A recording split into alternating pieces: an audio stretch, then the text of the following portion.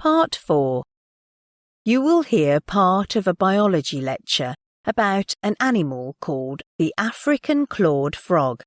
First, you have some time to look at questions 31 to 40.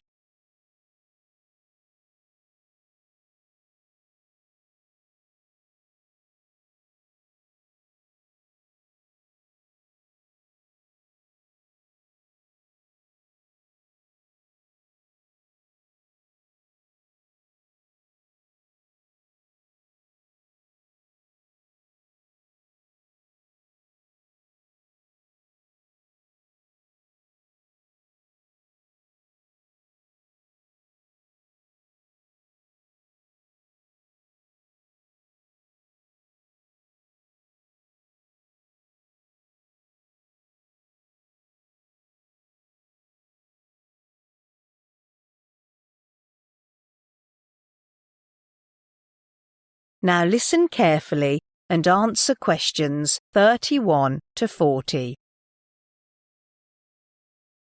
Today, I'd like to look at another type of amphibian, the African clawed frog, whose Latin name is Xenopus laevis. Its name is derived from the 3 short claws on each hind foot, which it uses to tear apart its food.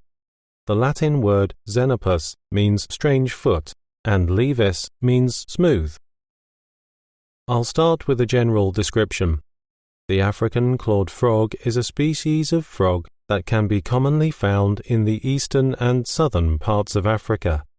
They have a flattened head and body, but no tongue or external ears. As the Latin name suggests, African clawed frogs have smooth skin, unlike the toad, whose skin always has a rough texture. The body of African clawed frogs is covered with mucus, which can give their sensitive skin protection, thus playing an indispensable role in their survival. Male and female African clawed frogs can be easily distinguished through several characteristics, and the major one is their size. Generally, male frogs are about half as big as females.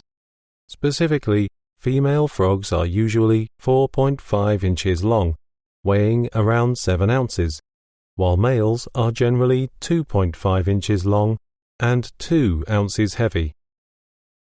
Then, let's turn to their habitats. African clawed frogs are entirely aquatic frogs, so they live in water all their life, whether they are tadpoles or adult frogs. Although they can live in a wide range of freshwater environments, they particularly like still water instead of fast-flowing streams. During the summer, African clawed frogs are mainly found in warm rivers, and during the rainy season, they tend to move into flooded forests. In the wild, African clawed frogs are highly adaptable to changes in the environment around them, whether in oases or glacier-covered lakes. Besides, they can even survive in water with high salt levels. It is because African clawed frogs have a unique physiological mechanism in their body that could automatically regulate the balance of water inside and outside their body. In dry weather, African clawed frogs always burrow themselves into mud, where they can survive for more than a year. They are incredibly hardy and long-lived, with an average lifespan of 5 to 15 years. Some are even recorded to have lived for 20 to 25 years. However, African clawed frogs are susceptible to the pollution of the water, even though they are not listed as endangered species.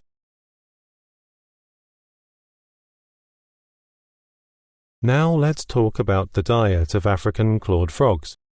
They are carnivores that like hunting insects, spiders, worms, fish, etc.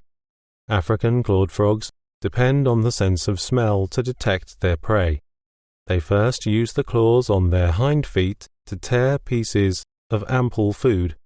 Then the front feet, which are not webbed, play an important role in feeding.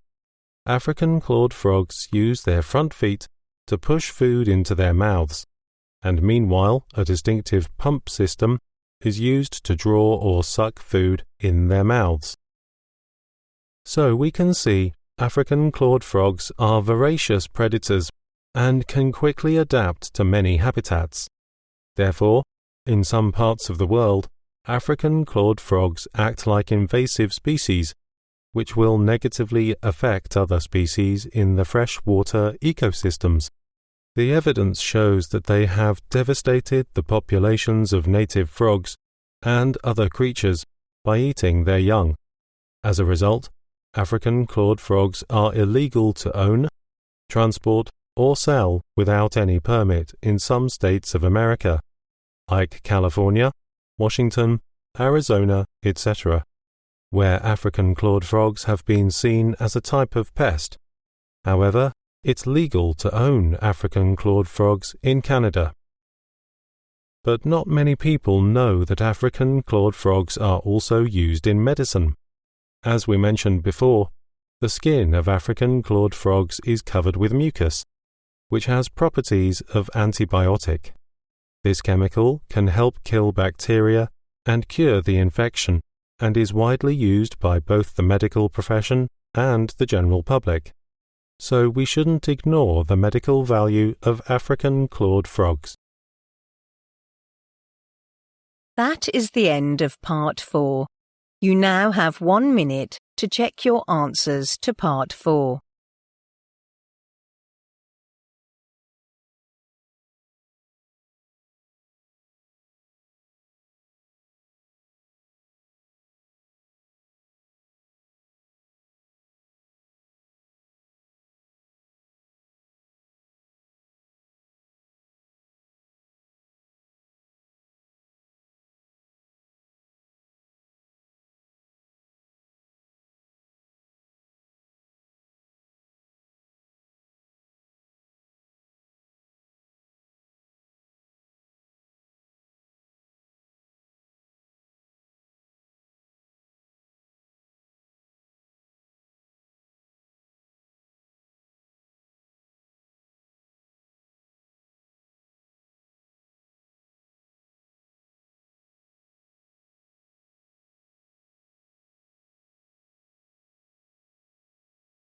That is the end of the listening test.